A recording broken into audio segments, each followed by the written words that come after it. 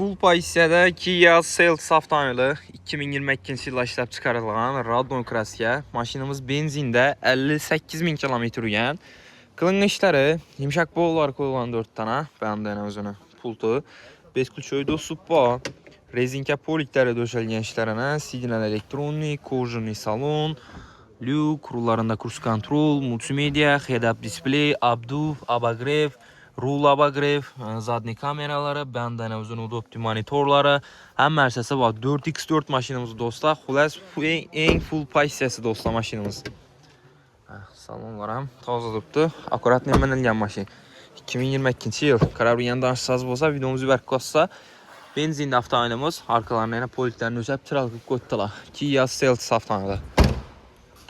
Bahosi 239 milyon so'm. Ana üstünde savdo qilib olarasizlar.